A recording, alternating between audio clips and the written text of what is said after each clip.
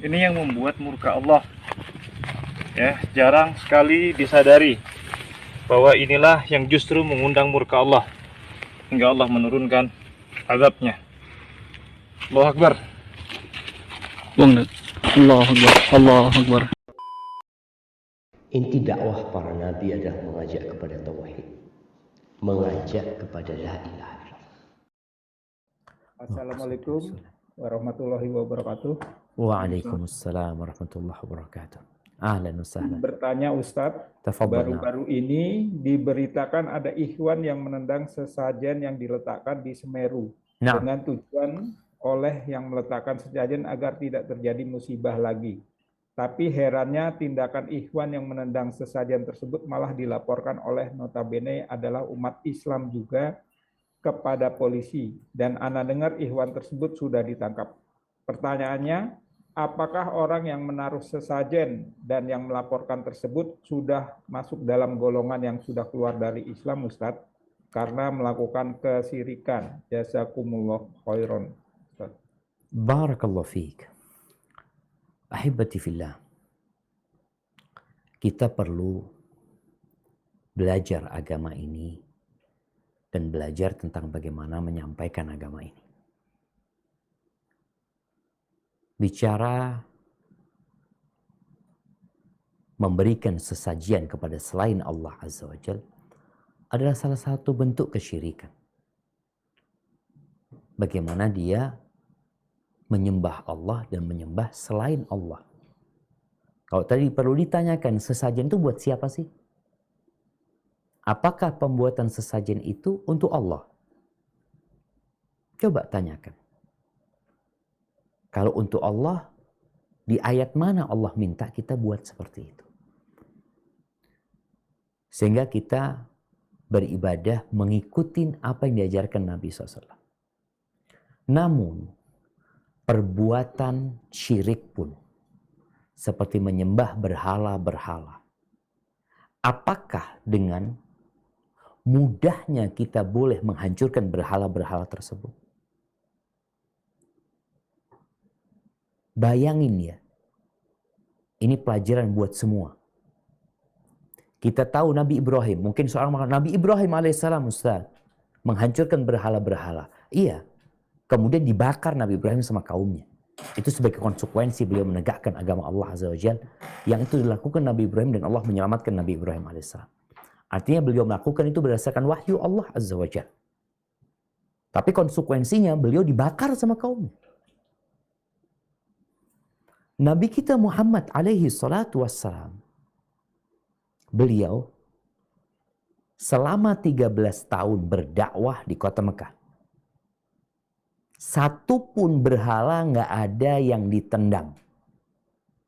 Satu pun berhala nggak ada yang dihancurin. Apakah karena Nabi SAW? Tidak. Anda sampai takut mengucapkan hal ini. Nabi SAW membiarkan.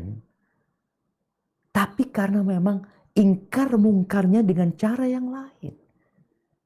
Rasulullah SAW mengatakan, Man ra'a minkum mungkaran falyughayyirhu biyadi. Barang siapa yang melihat kemungkaran, hendaklah merubah dengan tangannya.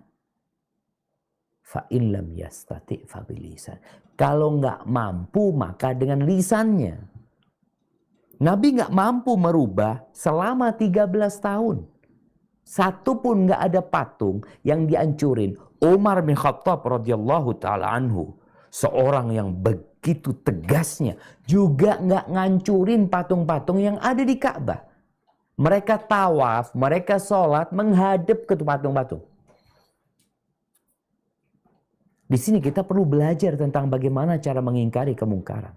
Walaupun itu sebuah kesyirikan yang nyata. Seperti patung-patung dan berhala itu. Abu Bakar Siddiq, seorang yang cinta dengan kebenaran, juga tidak ikut menghancurkan sama sekali. 13 tahun, bayangin.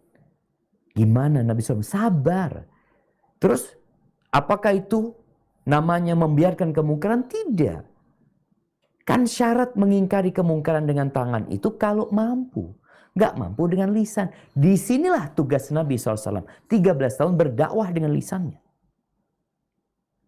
Baik, kita lanjutkan.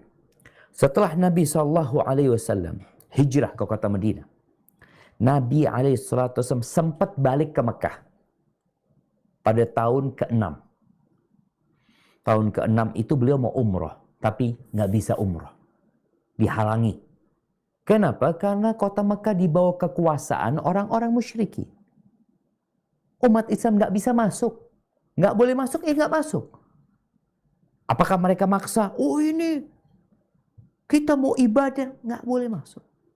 Mereka baru masuk tahun depannya. Tahun ke-7, Rasulullah SAW yang sudah membangun masyarakat Madani. Di situ ada umat Islam dengan kekuatan yang dahsyat yang menyebabkan orang-orang musyrikin sebenarnya udah takut sama umat Islam. Takut mereka sama umat Islam. Buktinya mereka bikin genjatan senjata. Ini menunjukkan bahwa dua kekuatan ini telah seimbang. Mereka menuntut genjatan senjata. Taib, diterima sama Nabi SAW. Tahun ke-7 Nabi SAW masuk ke kota Mekah dalam rangka melaksanakan ibadah umroh. Umroh. Bukan melakukan yang lainnya. Ketika mereka berangkat ke sana, melaksanakan ibadah umroh, 1.400 sahabat kira-kira jemaah. Tawaf, 360 berhala ada di sana. Tidak ada satupun sahabat yang menghancurkan. Ini kemungkaran jelas di depan mereka. Beliau tidak melakukan apa-apa. Kenapa? Karena ini di bawah kekuasaan orang lain. Dan mereka sedang terikat dengan perjanjian. Yang kalau mereka melakukan itu akan terjadi keributan. Loh ini gimana kesyirikan? Iya, kan ada adab etikanya. Bagaimana mengingkari dengan lisan. Mendakwain orang-orang tersebut. Nabi terus mendakwain mereka. Qulu la ilaha illallah. Qulu la ilaha illallah. Beliau terus. Baik. 3 hari Nabi SAW berada di Mekah. Melaksanakan ibadah umrah. Sholat di sana. Menghadap kemana? Tuh. Ke Ka'bah. Yang di situ ada 360 patung. Setelah 3 hari balik. Nggak ada satu patung yang dimasukkan kemana, disembunyikan, nggak ada. Sampai ke kota Madinah setahun kemudian. Orang-orang musyrikin mengkhianati perjanjian. Nabi balik ke kota Mekah. Tapi sebagai penakluk. Karena mereka berkhianat. Saat itu 360 berhala dihancurkan. Dengan tangan Nabi SAW beliau menunjuk dengan tongkatnya. Hancur tuh jamaah. Jadi yang terjadi kemarin, inilah kurangnya hikmah. Mungkin ada orang melakukan sesajen. Apa kalau sudah dakwain mereka? Ajak mereka. Sehingga tidak menjadi sebuah hal yang kontraproduktif. Tetap ini bukan berarti sesajen itu boleh. Enggak.